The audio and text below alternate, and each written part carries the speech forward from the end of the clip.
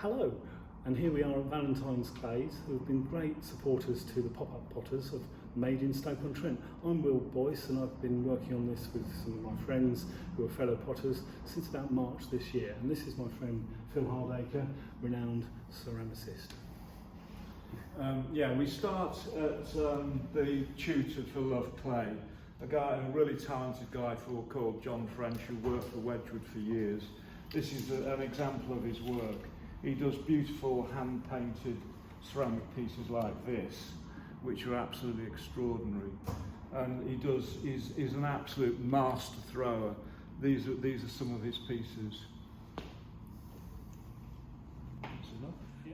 This also is one of our supporters, which is Barewall Gallery. They've bought some pieces that they've got on display at their gallery, but they're not displaying work for present potters at the moment.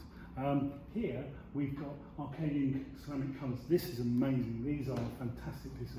Phil, do you want to explain a bit more about this? Because this is your friend and territory. Yeah.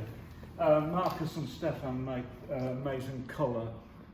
This is the raw colour that's used in ceramic decoration, so that's an example of the raw colour, and that's an example of how it goes on ceramics. It's just amazing quality stuff. Okay, as part of the exhibition we've got exhibits from LOVECLAY, the college within the factory that does educational work with different students, and this is just an example of all our work they do. Really beautiful stuff.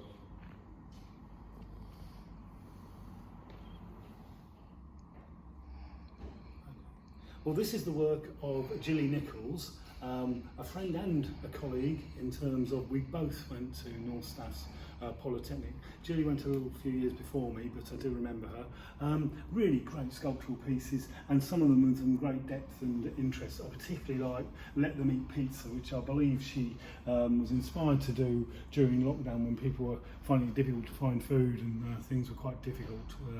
It's quite a poignant piece, I think, but she's a great sculptor, and also she's a really good studio potter, and trained by Derek Ems, a great potter from the Bernard Leach School.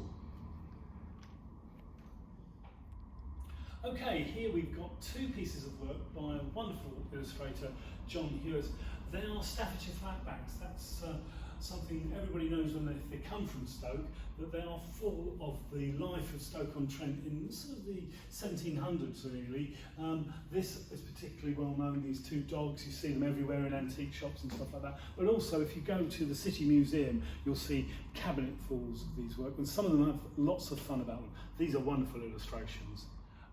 These pieces have been made by Lucy Goodwin. She's a local lady who went to the university, and now she makes these beautiful pieces with scenes of Stoke-on-Trent, old and new. Okay folks, here we have some really nice hand-painted pieces made by the Burslem Pottery. I particularly like the owl because it has the Martin Brothers direct lift, really, to be honest, and who doesn't like the Martin Brothers? So some really nice work there made in the mother town.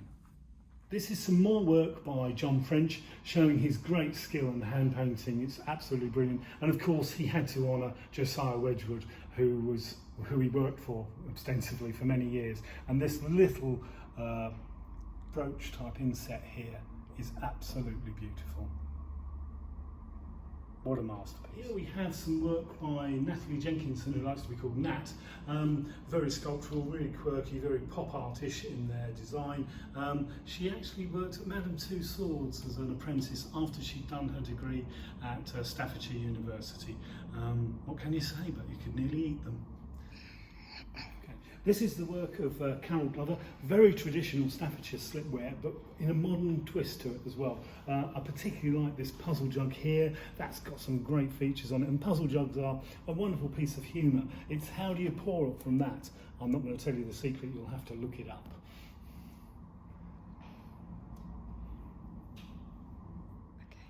Well, we can see that these have a real deco look about them. This is the work of Emma Bailey. You can see also that she's a very talented paintress. And these are, of course, in homage to Clarice Cliff, the 20s and 30s paintress of North Staffordshire, who made a mint making such things. These are some really nice bowls thrown by Kath Rouse. Kath has been instrumental in setting up this exhibition and done lots of work in the back room. So she only had time to get 2 pieces done, but she did it, and I'm very proud of her for it.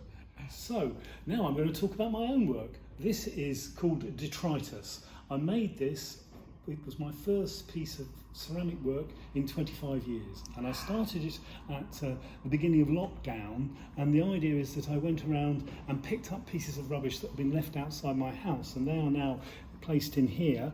The cabinet top here I got out of the skip, and I had to drink lots of beer to decorate the bottom, which was a real problem, I don't think.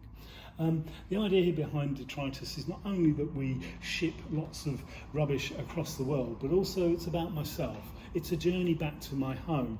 I am the Mads art school punk at the front here, but for 30 years I was a social worker where I had to wear a suit every day and be in charge of things and run day centres and services for people affected by dementia. But lockdown gave me the opportunity, as I retired, to get back to my true love, so I travelled home with Flopsam and Jepson and Detritus to my studio. 2 more pieces that I've submitted for this exhibition. The Last of the Mohicans, I think, speaks for itself, really. I am a punk. I always was a punk. I became a punk in May 1977 on the White Riot tour. I found this piece of wood when I was constructing a garage in my garden, and it looked so much like the profile of a face that I had to do something with it. And the wood was that. The stone came out of a skip, and I made the ceramic pieces.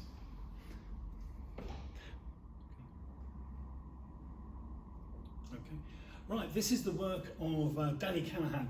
Danny is obsessed with tiles. That's the only way to describe it. He actually works in an old tile factory. That's where his studio is, and he's been instrumental in putting together a window of work that you'll be seeing in another film later on. He uses reclaimed tiles that he's got, and then he works on them, he etches on them, and makes them into new life and modernistic designs, and they're brilliant. So here we have the work of Philip Hardacre, already seen Phil in the film. He's known for being somebody who collects all sorts of different bits of ceramics from dumps and from all sorts of things that he finds around the place, and puts them together in wonderful collages, making quite bold statements sometimes about society in general and of course the community of Stoke-on-Trent.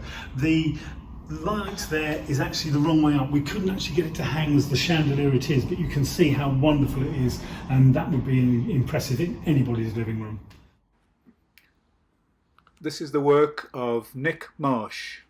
Nick's been making work for more than 30 years and has lived and worked in lots of places, including Bermuda and Canada. He's now back in his native North Staffordshire and making amazing work, as you can see.